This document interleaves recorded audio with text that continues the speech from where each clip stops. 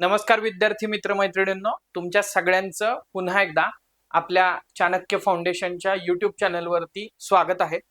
आपण करंट क्लाउड्सच्या माध्यमातून चालू घडामोडींची तयारी करतोय. मग कॉन्टेंट असेल, स्पेशल व्हिडिओज असतील आणि त्याचबरोबर आपली तुमच्या सगळ्यांची आवडती स्पेशल FYQ सिरीज किंवा MCQ डिस्कशन सिरीज असेल, तर त्या माध्यमातून आपण करंट अफेअर्स ट्रॅक करण्याचा प्रयत्न सातत्यानं त्या ठिकाणी करत असतो. आजच्या या सेशनमध्ये आपण 8 डिसेंबर ते 11 डिसेंबर या दरम्यान घडलेल्या ज्या चालू घडामोडी आहेत तर त्याच्यावरती आपण डिस्कशन करणार आहोत.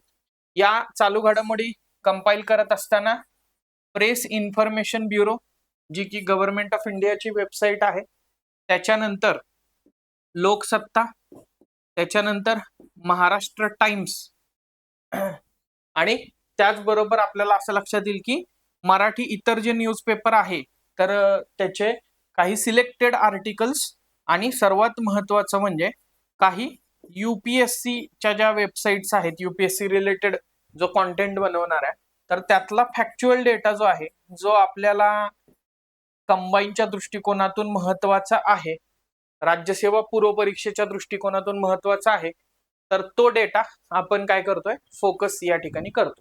राईट, तुम्हाला माहित असलं पाहिजे की कुठल्या सोर्सेस मधून आपल्याला न्यूज जे आहेत तर त्या मिळत आहेत. म्हणजे आता उदाहरणार्थ काही न्यूजच्या बाबतीत तर डायरेक्टली मी न्यूजपेपरचा आर्टिकल जे आहे तर तेच बऱ्याचदा डिस्कस करत असतो. चला, अधिक वेळ न दवडता आपण डायरेक्टली डिस्कशनला चालू करूयात. नितीश सबके हे बरोबर, आणि रिसेंटली हिजाब प्रकरणामुळे चर्चेत आलेले किंवा टीका झालेले असे नितीश कुमार यांनी रिसेंटली बिहार इलेक्शन नंतर 10व्यांदा बिहारचे मुख्यमंत्री म्हणून शपथ घेतलेली आहे. आणि ही 10व्यांदा बिहारचे मुख्यमंत्री म्हणून शपथ नितीश कुमार यांनी घेतल्यामुळं नितीश कुमार यांचं नाव जे आहे तर ते वर्ल्ड बुक ऑफ रेकॉर्ड्स मध्ये त्या ठिकाणी नोंदवलं गेलेलं आहे. राईट, मग अशा प्रकारे एखादा विक्रम होतो, Limca book of world record, Guinness book of world record किंवा वर्ल्ड बुक ऑफ रेकॉर्ड्स, तर त्याच्यावरती प्रश्न विचारला जाण्याची शक्यता नाकारता येत नाही. बघा, लंडन मधलं हे वर्ल्ड बुक ऑफ रेकॉर्ड आहे. तर 10 वेळा शपथ घेणारे पहिले भारतीय मुख्यमंत्री या टायटल अंतर्गत त्यांच्यावरती काय वर्ल्ड बुक ऑफ रेकॉर्ड मध्ये नोंद झालेली आहे. म्हणजे आपल्याला डायरेक्टली हाही प्रश्न विचारला जाऊ शकतो की 10 वेळा शपथ घेणारे पहिले भारतीय मुख्यमंत्री खालीलपैकी कोण आहेत. सो नितीश कुमार आहेत बघा. राईट, सो या संघटनेने याचं वर्णन भारतीय लोकशाही इतिहासातील एक अद्वितीय कामगिरी असं त्या ठिकाणी केलेलं आहे. राईट, आता हे टायटल ऐकल्यानंतर जरा थोडंसं कन्फ्युज होतं, म्हणून मी तुम्हाला आधीच एक सांगितलं, काय, नितीश सबके त्या ठिकाणी है. राईट, सो पहिल्यांदा नितीश कुमार 2000 मध्ये मुख्यमंत्री बनलेले आहेत आणि 2025 मध्ये आता रिसेंटली 10व्यांदा ते काय झालेले आहेत मुख्यमंत्री जे आहेत तर ते त्या ठिकाणी बनलेले आपल्याला दिसतील. राईट, 2024च्या निवडणुकीपूर्वी NDA सोबत युती केलेली होती तेव्हा 9व्यांदा झालेले होते आणि त्याच्यानंतर 2025 ची इलेक्शन, त्याच्यामध्ये 10व्यांदा मुख्यमंत्री पदाची शपथ त्यांनी त्या ठिकाणी घेतलेली आहे. वर्ल्ड बुक ऑफ रेकॉर्ड्सचा जर का विचार केला तर UK आणि युरोपमध्ये खऱ्या प्रमाणाच्या आधारावरती रेकॉर्ड कॅटलॉग जे आहे तर ते तयार करतं आणि त्याची पडताळणी करत आहे. 2017 साली या ऑर्गनायझेशनची स्थापना जी आहे तर ती झालेली. आता ऑलरेडी नितीश कुमार यांनी बिहारच्या मुख्यमंत्री पदाची शपथ घेतलेली आहे, त्यामुळे त्या अनुषंगानं आपल्याला नितीश कुमारांबद्दल पण प्रश्न विचारले जाऊ शकतात. बघा, नितीश कुमारांचा पक्ष लक्षात घ्या, जनता दल चे सदस्य म्हणून पहिल्यांदा त्यांनी राजकारणात प्रवेश केलेला आहे आणि 1985 मध्ये ते पहिल्यांदा आमदार त्या ठिकाणी झालेले आहेत. सुरुवातीच्या टप्प्यामध्ये ते समाजवादी विचारसरणीचे त्या ठिकाणी होते आणि त्यामुळे 1994 मध्ये जॉर्ज फर्नांडिस जे भारताचे संरक्षण मंत्री पण राहिलेले आहेत तर त्यांच्यासोबत समता पक्षाची स्थापना त्यांनी केली आणि 2003 मध्ये त्यांचा पक्ष जनता दल युनायटेड मध्ये विलीन झाला आणि कुमार जे आहेत तर ते त्यांचे नेते बनलेले दिसतात. राईट, सो नितीश कुमारांचा जन्म 1 मार्च 1951 रोजी बिहारमधील बख्तियारपूर या ठिकाणी झालेला दिसतो. राईट, त्यांचं टोपण नाव मुन्ना असं त्या ठिकाणी होतं. राईट. 1974 ते 1977 दरम्यान जयप्रकाश नारायण यांच्या चळवळीत देखील त्यांनी भाग जो आहे तर तो घेतलेला त्या ठिकाणी होता. बाकी इन्फॉर्मेशन ह्याच्यात अजून होती की नितीश कुमार हे किती वेळा मुख्यमंत्री कधी कधी झालेले आहेत, म्हणून मला असं वाटलं की ती इन्फॉर्मेशन तेवढी रेलेव्हंट त्या ठिकाणी नाहीये, त्यामुळे ती कॅन्सल केलेली त्या ठिकाणी आहे. राईट. त्याच्यानंतर बघा ज्याच्यावरती प्रश्न विचारतायत, Khelo India university games 2025 Chandigarh विद्यापीठ जे आहे तर ते प्रथम क्रमांकाचं विद्यापीठ ठरलेलं आहे. बऱ्याचदा ह्या खेलो इंडिया विद्यापीठ क्रीडा स्पर्धा कुठं पार पडल्या, त्याच्यामध्ये प्रथम क्रमांकाचं विद्यापीठ कोणतं, याच्यावरती सातत्यानं आपल्याला प्रश्न आलेले दिसतात. राईट. चलो सो बघा खेलो इंडिया युनिव्हर्सिटी गेम्सची ही कितवी आवृत्ती आहे? 5वी आवृत्ती त्या ठिकाणी आहे. 24 नोव्हेंबर ते 5 डिसेंबर 2025 दरम्यान ही आवृत्ती जी आहे तर ती राजस्थानमध्ये पार पडली. पण राजस्थानमध्ये पर्टिक्युलरली 7 शहरांमध्ये ही आवृत्ती जी आहे तर ती पार पडली आहे. त्याच्यामध्ये जयपूर आहे, अजमेर आहे, उदयपूर आहे, जोधपूर आहे, बिकानेर आहे, कोटा आहे आणि भरतपूर आहे. या ठिकाणी आयोजित केलेली होती. इथं तुम्हाला दिसतंय बघा राजस्थान, पधारो म्हारे राजस्थान जीतो सारा हिंदुस्तान अशी त्याची टॅगलाईन त्या ठिकाणी होती. राईट. घारुआन पंजाब या ठिकाणी चंदीगड विद्यापीठानं टोटल 67 पदकं जिंकली. त्याच्यामध्ये 42 सुवर्ण पदकं, 14 रौप्य पदकं आणि 11 कांस्य पदकं आहे. आणि पदक तालिकेमध्ये त्यांनी अव्वल स्थान जे आहे तर ते पटकवलेलं आहे. त्याच्यानंतर पंजाब मधलीच लवली प्रोफेशनल युनिव्हर्सिटी आहे तर त्यांनी 78 पदकांसह दुसरं स्थान जे आहे तर ते पटकवलेलं दिसतं. आता इथं तुम्हाला डिफरन्स लक्षात येईल, 67 पदकं आहेत तरी पहिलं स्थान का, आणि 78 पदकं आहेत तरी दुसरं स्थान त्या ठिकाणी का? तर ह्याचं सिंपल उत्तर आहे की इथं नंबर ऑफ गोल्ड्स किती मिळालेली आहेत ते त्या ठिकाणी बघा. राईट. आणि अमृतसर पंजाब इथलं गुरु नानक देव विद्यापीठ जे आहे तर त्यांनी 72 पदकांसह 32 सुवर्ण, 22 रौप्य आणि 18 कांस्य तिसरं स्थान जे आहे तर ते त्या ठिकाणी पटकवलेलं दिसतं. राईट. आता खेलो इंडिया युनिव्हर्सिटी गेम्सचा जर का विचार केला तर खेलो इंडिया नावाची जी मोहीम आहे तर त्याच्या अंतर्गत युवा व्यवहार आणि क्रीडा मंत्रालय, भारतीय क्रीडा प्राधिकरण म्हणजे Sai sport authority of India आणि भारतीय विद्यापीठ संघटना आणि राजस्थान राज्य क्रीडा परिषद यांच्या सहकार्यानं हा कार्यक्रम आयोजित केला गेला होता.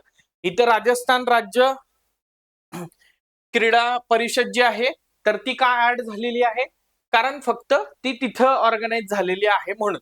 राईट. टोटल 23 क्रीडा प्रकारामध्ये ही स्पर्धा जी आहे तर ती खेळवली गेलेली आहे.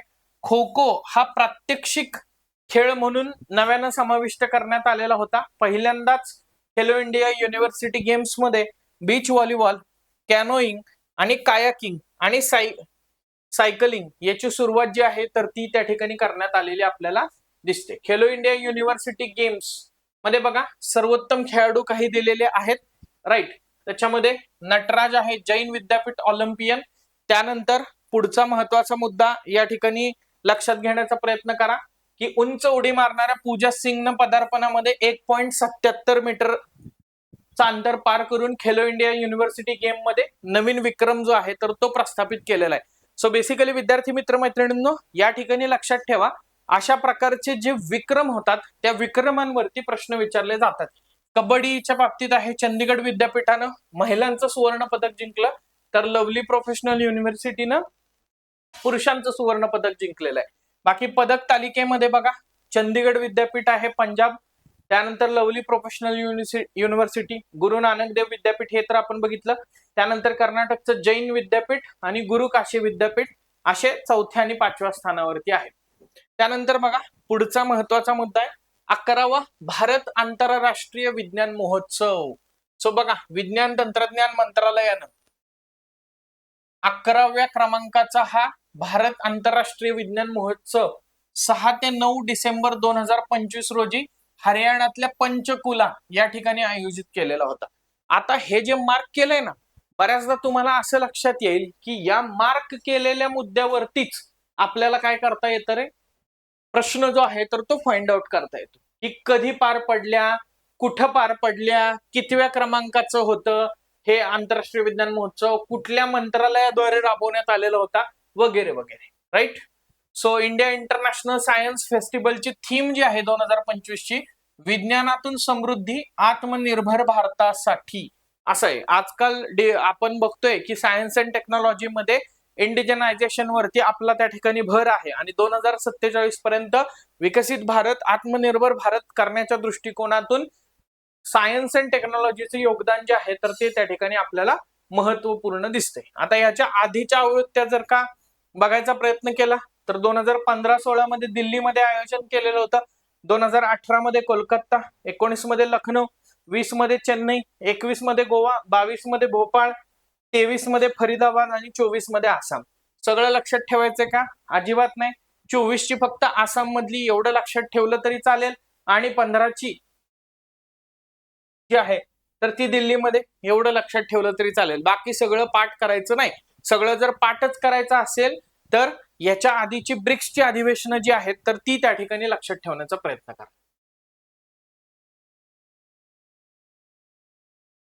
अगेन बघा आता, युनेस्कोच्या 20व्या अमूर्त सांस्कृतिक वारसा समितीच्या सत्राचं आयोजन. आता 2 कारणांसाठी हे आयोजन जे आहे तर ते महत्वाचं त्या ठिकाणी आहे. एक मुद्दा तर तुम्हाला इथं दिसतोय, proud movement for India, Diwali inscribed on युनेस्कोच representative list of intangible cultural heritage of humanity. Right. याच्या आधी जेव्हा कुंभमेळा असा समाविष्ट करण्यात आला तेव्हाही प्रश्न आला, जेव्हा योगाला समाविष्ट करण्यात आलं तेव्हाही एमपीएससीने प्रश्न त्या ठिकाणी विचारलेला आहे. सो त्यालाच धरून आपण असं म्हणू शकतो की आता इथं प्रश्न विचारला जाऊ शकतो. राईट. अजून गरबा जो आहे तर त्याच्यावरती प्रश्न विचारला गेलेला नाहीये, बंगालमधल्या दुर्गा पूजेवरती प्रश्न विचारलेला नाहीये आणि मागच्या वर्षी आपण हे बघितलेलं होतं की 2024च्या लिस्टमध्ये पारसी नवरोज जे आहे, पारसी नववर्ष नवरोज, तर त्याचा देखील समावेश जो आहे तर तो इंटँजिबल कल्चरल हेरिटेज युनेस्कोच्या अमूर्त सांस्कृतिक वारशामध्ये करण्यात आलेला आहे. तसंच दिवाळी हा दिव्यांचा सण आहे तर त्याचा पण समावेश जो आहे तर तो युनेस्कोच्या अमूर्त वारसा स्थळांच्या यादीमध्ये करण्यात आलेला आहे.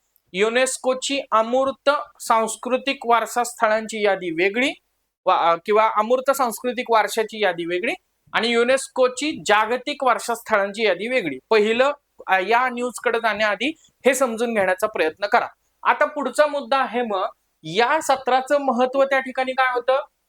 8 ते 13 डिसेंबर 2025 दरम्यान नवी दिल्ली या ठिकाणी युनेस्कोच्या अमूर्त सांस्कृतिक वारसा समितीचं 20वं सत्र जे आहे तर ते भारतामध्ये आयोजित करण्यात आलेलं होतं. बघा परत 8 ते 13 डिसेंबर नवी दिल्ली आणि 20व्या क्रमांकाचं. राईट. कुठे आयोजित करण्यात आलेलं होतं? मग युनेस्कोची जी वर्ल्ड हेरिटेज साईट एक लाल किल्ला, तर त्या लाल किल्ल्याचीच निवड यांनी केलेली होती की भारताच्या मूर्त अमूर्त वारशाचं एकाच छताखाली आयोजन होतंय याचं प्रतीक म्हणून ते.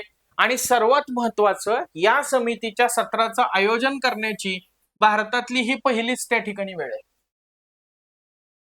Getting it? सो मग एखादं सत्र भारतात पहिल्यांदा आयोजित होतंय, क्वेश्चन येऊ शकतो. दुसरी गोष्ट, त्या सत्रामध्ये भारताच्या दिवाळीला युनेस्को इंटँजिबल कल्चरल हेरिटेज म्हणून दर्जा त्या ठिकाणी मिळतोय, प्रश्न येऊ शकतो.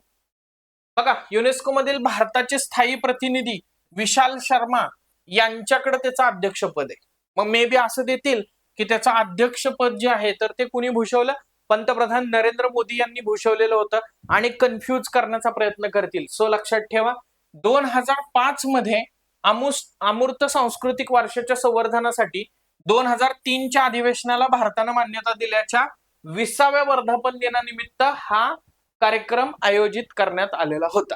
म्हणजे हा जो काही करार आहे 2003 मधला, त्याला भारतानं 2005 मध्ये मान्यता दिलेली आहे आणि त्याला या वर्षी 20 वर्ष त्या ठिकाणी पूर्ण होत आहेत आणि 20 वर्ष पूर्ण झाल्याच्या स्मरणार्थ भारतानं असं सांगितलं की याचं आयोजन काय करतो आम्ही त्या ठिकाणी करतो. राईट.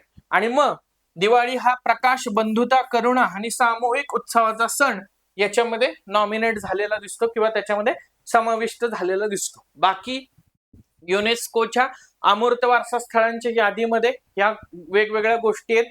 राईट. उदाहरणार्थ 2017 सिंहस्थ कुंभमेळा, 2016 योगा, 2014 पंजाबमधील थातेराम मधील पारंपरिक पितळ आणि तांब्याची भांडी अँड सो ऑन लिस्ट आहे, ती नोट्स मधनं तुम्ही बघून घेऊ शकता.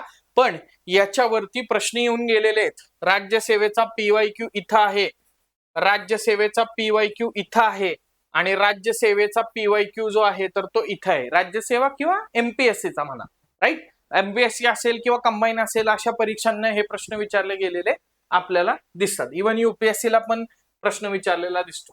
त्यानंतर बघा, UPI जगातील सर्वात मोठी रिअल टाइम पेमेंट सिस्टीम. हे मी म्हणत नाहीये, हे गव्हर्नमेंट ऑफ इंडिया म्हणत नाहीये, तर इंटरनॅशनल मॉनिटरी फंडनं ही कमेंट केलेली आहे की आपलं भारताचं जे UPI आहे, युनिफाईड पेमेंट इंटरफेस, जे बेसिकली तयार कुणी केलंय, NPCI न केलेलं आहे, national payment corporation of India. UPI कधी आलं? 2016 मध्ये त्या ठिकाणी UPI आलं.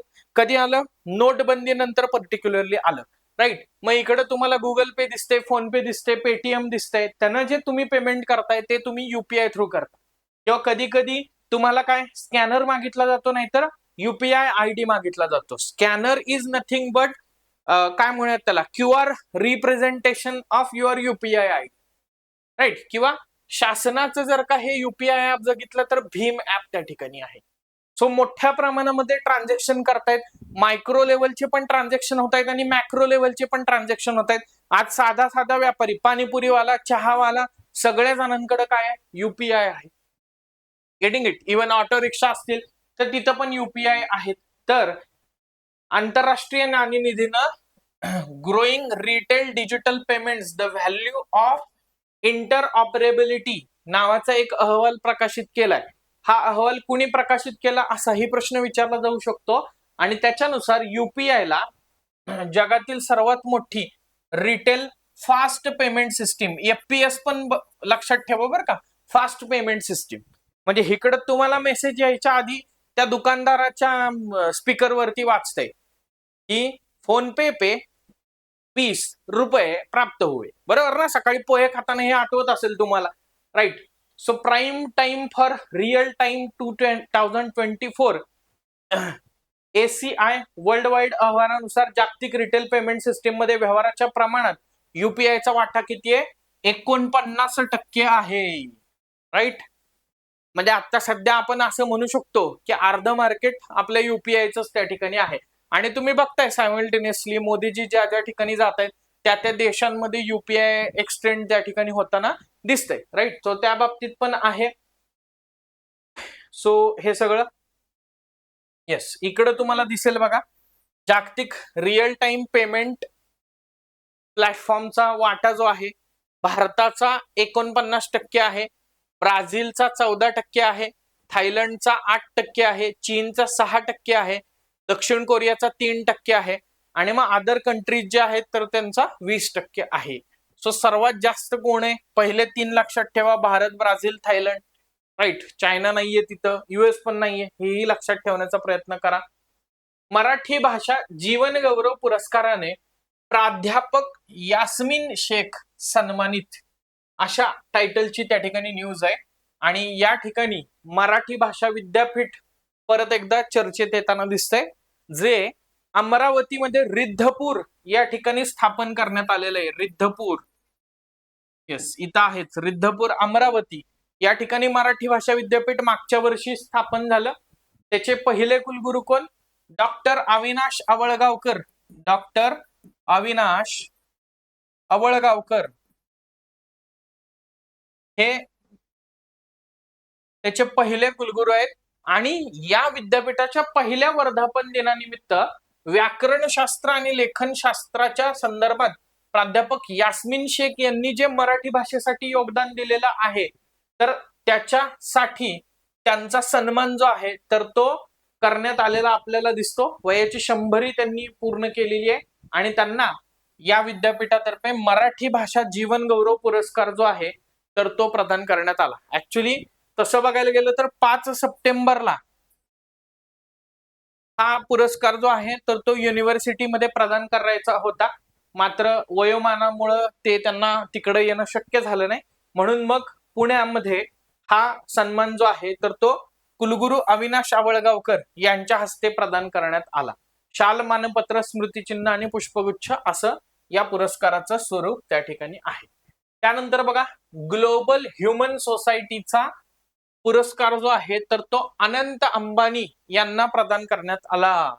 सो अनंत अंबानी यांनी वनतारा या वन्यजीव संवर्धन केंद्राच्या माध्यमातून जे काम केलेलं आहे तर त्याच्यासाठी अमेरिकेतल्या ग्लोबल ह्युमन सोसायटीनं जागतिक मानवतावादी पुरस्कार देऊन त्यांचा काय केलेला आहे, गौरव जो आहे तर तो केलेला आहे. सो प्राणी कल्याणासाठी त्यांनी जे काही योगदान दिलेलं आहे तर त्याच्यासाठी आम्ही त्यांचा हा सन्मान करतोय असं युएसच्या ग्लोबल ह्युमन सोसायटीनं हा जागतिक मानवतावादी पुरस्कार अनंत अंबानी यांना प्रदान करताना म्हटलेलं आहे. राईट. सो जागतिक मानवतावादी पुरस्कार प्रदान करण्यात आलेले अनंत अंबानी हे आतापर्यंतचे सर्वात तरुण आणि पहिले आशियाई व्यक्ती ठरलेले. दोन इथं मुद्दे महत्वाचे आहेत बघा. एक सर्वात तरुण व्यक्ती आणि दुसरी गोष्ट म्हणजे पहिले आशियाई व्यक्ती ठरलेले. राईट. पहिले आशियाई म्हणजे ऑब्विसली परत इथं काय होणार आहे, हा पुरस्कार प्राप्त करणारे ते पहिले भारतीय व्यक्ती ठरलेले. कारण आशिया मध्ये अजूनपर्यंत कुणाला मिळालेला नव्हता, म्हणजे बट ऑब्विस आहे की भारतामध्ये पण कुणाला त्या ठिकाणी मिळालेला नव्हता. सो वॉशिंग्टन DC या ठिकाणी हा पुरस्कार जो आहे तर तो प्रदान करण्यात आलेला दिसतो. नेक्स्ट, तुकडेबंदी शिथिल करणारे विधेयक जे आहे तर ते मंजूर. आता ह्याच्याविषयी खूप जास्त चर्चा होती की तुकडेबंदी च्या संदर्भात कायदा जो आहे तर तो आणणारे वगैरे वगैरे. राईट. आणि ते रेग्युलराइज करायचं वगैरे असं काहीतरी म्हणणं होतं. आणि त्याच्यावरती आत्ताच्या हिवाळी अधिवेशनामध्ये महाराष्ट्र विधानसभेने हे विधेयक आणलेलं आहे. राज्यातल्या नागरी वस्त्यांमध्ये गुंठेवारी किंवा लहान भूखंडावरती राहणाऱ्या 60 लाख कुटुंबांना याच्यामुळे दिलासा जो आहे तर तो मिळालेला आहे. महाराष्ट्र जमीन महसूल संहिता दुसरी सुधारणा विधेयक 2025 असं या तुकडेबंदी सुधारणा विधेयकाचं किंवा तुकडेबंदी शिथिल करणाऱ्या विधेयकाचं नाव आहे. बट ऑब्वियस आहे महसूल मंत्री चंद्रशेखर बावनकुळे यांनी हे विधेयक विधानसभेमध्ये मांडलं. अनेक वर्षापासून नागरी भागामध्ये 5 गुंठे ते 10 गुंठे किंवा त्यापेक्षा कमी जागेत घर बांधून राहणाऱ्या नागरिकांना मालकी हक्काच्या तांत्रिक अडचणींना सामोरं जावं लागत होतं. जमिनीच्या अकृषिक एने वापरासाठी वारंवार जिल्हाधिकाऱ्यांच्या परवानग्या घ्याव्या लागत होत्या. हे आहे ना बऱ्याचदा प्लॉट एने नाहीये, नॉन ऍग्रिकल्चर नाहीये, तर त्या परवानग्या घ्याव्या लागत होत्या. या नवीन विधेयकामुळे आता विकास आराखडा आणि प्रादेशिक आराखडा मंजूर असलेल्या क्षेत्रात वेगळ्या एने परवान्याची गरज जी आहे तर ती भासणार नाही. त्याच ऐवजी एक वेळेचे अधिमूल्य भरून ही प्रक्रिया जी आहे तर ती पूर्ण करता येईल असं विधेयकामध्ये म्हटलेलं आहे. बघा, नागरी भागात जमिनीच्या अकृषक वापरासाठी जिल्हाधिकाऱ्यांची परवानगी गरज नाही. मग हे विचारलं जाऊ शकतं की नागरी भागामध्ये जमिनीच्या अकृषक वापरासाठी खालीलपैकी कोणाची परवानगी लागायची आधी? जिल्हाधिकाऱ्यांची.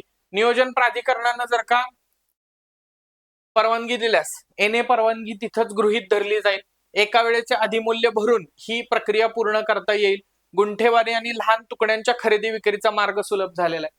म्हणजे आता परत असे छोटे छोटे तुकडीकरण जे आहे तर ते जमिनीचं होईल. ऍक्च्युअली तुकडेबंदी विषयी कायदा करण्यामागचं कारण काय होतं? कारण तिकडं जमिनीचं तुकडीकरण वगैरे होऊ नये, पण आता त्याला वाव त्या ठिकाणी दिसतोय. राईट. आणि सरसकट ग्रामीण भागात लागू नाही, परंतु रहिवासी क्षेत्रात जाहीर झाल्यास लागू होऊ शकतो. म्हणजे इकडं काय शब्द वापरलेला होता? नागरी वस्त्यांमध्ये. मग ग्रामीण भागात लागू आहे का? नाही. पण ग्रामीण भागामधलं एखादं क्षेत्र जर रहिवासी क्षेत्र जाहीर झालं तर तिथं मात्र लागू होऊ शकतो. राईट. सो कायद्याचा नुसता शब्दांचा खेळ इथं केलेला दिसतोय. 15 ऑक्टोबर 2024 नंतर कुणालाही नव्याने तुकडा पाडता येणार नाही असं याच्यात म्हटलेलं आहे. राईट. सो त्याच्या आधीचे तुकडे जे आहेत तर ते रेग्युलराइज होतील. अर्जेंटिनाला हरवून भारतानं ब्रॉन्झ पदक जे आहे तर ते मिळवलेलं आहे. ज्युनियर गटाचा हॉकी विश्वचषक जो आहे तर तो रिसेंटली पार पडला आणि त्याच्यामध्ये अर्जेंटिनाचा 4-2 असा पराभव भारतानं केलेला आहे आणि भारतानं ब्रॉन्झ मेडल जे आहे तर ते मिळवलेलं आहे. तिसऱ्या क्रमांकासाठी चेन्नई मधल्या मेजर राधाकृष्णन हॉकी स्टेडियम वरती हा सामना झालेला होता. 2016 मध्ये जो वर्ल्ड कप झालेला होता, ज्युनियर हॉकी वर्ल्ड कप, तर त्याच्यामध्ये भारत जो आहे तर तो विजेता ठरलेला त्या ठिकाणी होता.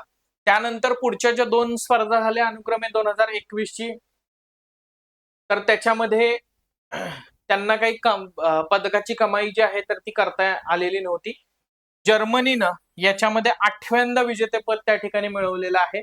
अंतिम लढतीमध्ये पेनॉल्टी शूटआउट मध्ये स्पेन वरती त्यांनी 3-2 अशी मात त्या ठिकाणी केलेली आहे. राईट. सो 8 वेळा विजेता कोण आहे तर जर्मनी आहे, हे लक्षात ठेवा. नेक्स्ट, स्पेशल इंटेन्सिव्ह रिव्हिजन हे खूप जास्त तुम्ही ऐकलेलं असेल. आसामच्या बाबतीमध्ये असेल किंवा बिहारच्या बाबतीमध्ये असेल किंवा आता इव्हेंच्युअली जिथं जिथं इलेक्शन आहे तिथं तिथं सगळीकडे SIR ची चर्चा त्या ठिकाणी आहे. सो स्पेशल इंटेन्सिव्ह रिव्हिजन 2026 अंतर्गत मतदार याद्यांचं 100% डिजिटायझेशन करणारं पहिलं राज्य तर ते कुठलं बनलेलं आहे? राजस्थान हे बनलेलं आहे. 97% पेक्षा जास्त मतदार मॅपिंग जे आहे तर ते राजस्थानचं या ठिकाणी पूर्ण झालेलं आपल्याला दिसतं. Right. Next, C-130J super Hercules. बघा, भारताच्या संरक्षण स्वावलंबनाला चालना देण्याच्या दृष्टिकोनातून बंगळुरूमध्ये एक नवीन देखभाल, दुरुस्ती आणि यंत्रणा जी आहे तर ती स्थापन केली जाईल. C-130J सुपर हर्क्युलस हे 4 इंजिन असलेलं टर्बोप्रॉप लष्करी वाहतूक विमान त्या ठिकाणी आहे, जे अमेरिकेकडून आपण त्या ठिकाणी घेतलेलं आहे किंवा अमेरिकेकडून विकसित त्या ठिकाणी केलं जाताना दिसते. राईट. खडबडीत आणि मातीच्या हवाई पट्ट्यांमधून चालवता येणं शक्य आहे. प्रतिकूल भागामध्ये त्याच्यामुळे सैन्य आणि उपकरणे किंवा एअर ड्रॉप करण्यासाठी याचा वापर जो आहे तर तो केला जाऊ शकतो. त्यानंतर बघा, INS घरियाल. घरियाल नावावरूनच लक्षात येते. घरियाल म्हणजे काय हो?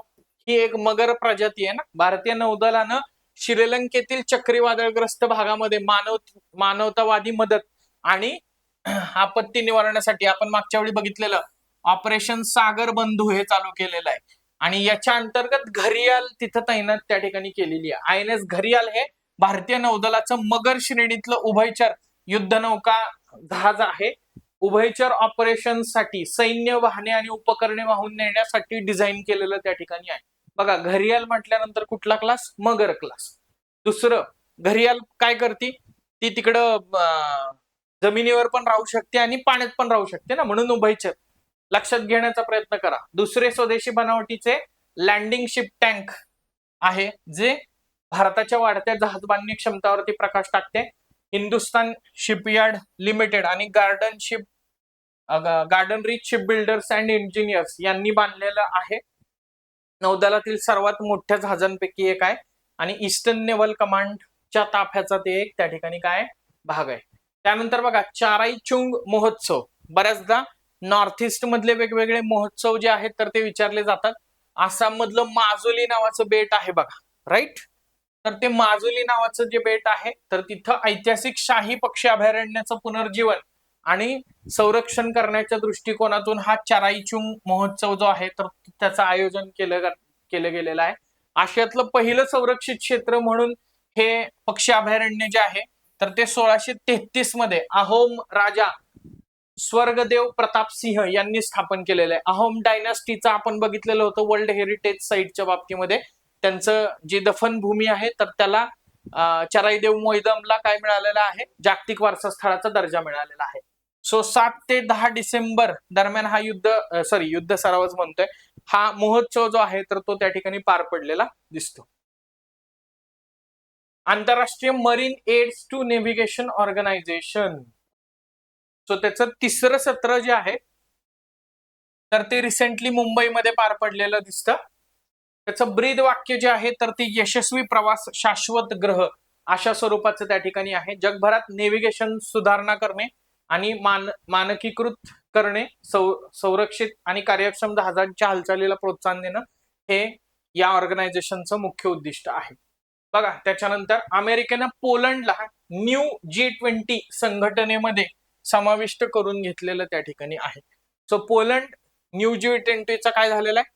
नवीन सदस्य झालेला आहे. 2009 नंतर पहिल्यांदाच अमेरिकेनं जगातल्या 20 सर्वात मोठ्या अर्थव्यवस्थेचं आयोजन करण्याचं निर्धारित केलेलं त्या ठिकाणी आहे. अमेरिकेचा 250वा वर्धापन दिन आहे तर त्याच्या निमित्त 2026चं G20चं अधिवेशन जे आहे तर ते त्या ठिकाणी अमेरिकेमध्ये पार पडणार त्या ठिकाणी आहे. राईट. सो बघा, G20 शिखर परिषद 2025 मध्ये दक्षिण आफ्रिकेतल्या जोहान्सबर्ग या ठिकाणी आयोजित करण्यात आलेली होती 20वी G20 शिखर परिषद आणि आफ्रिका खंडामध्ये होणारी पहिली G20 परिषद त्या ठिकाणी होती. राईट. सो जोहान्सबर्गने त्यांची घोषणा स्वीकारण्यात आली. ऑब्विसली जिथं होते तिथलं घोषणापत्र येतं हे आपल्याला माहितीच आहे.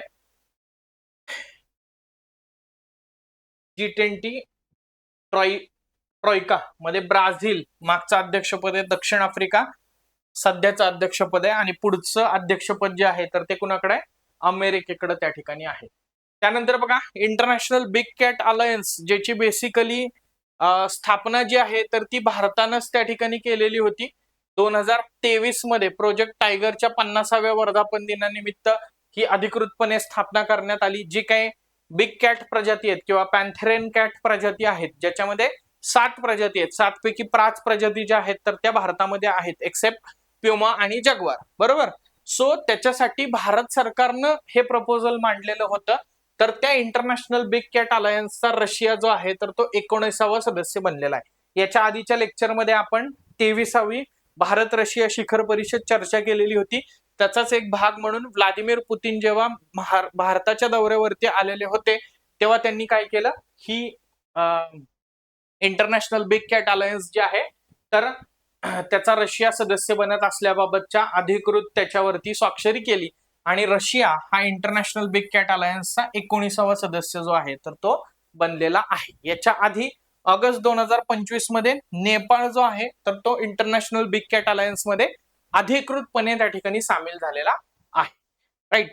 सो विद्यार्थी मित्र मैत्रिणींनो, या होत्या आपल्या काही चालू घडामोडी 8 ते 11 डिसेंबर 2025 दरम्यानच्या. अशाच प्रकारे चालू घडामोडींचं अप्रोच बेस्ड ट्रॅकिंग आपण करत राहूयात. भेटूयात पुढच्या सेशन मध्ये.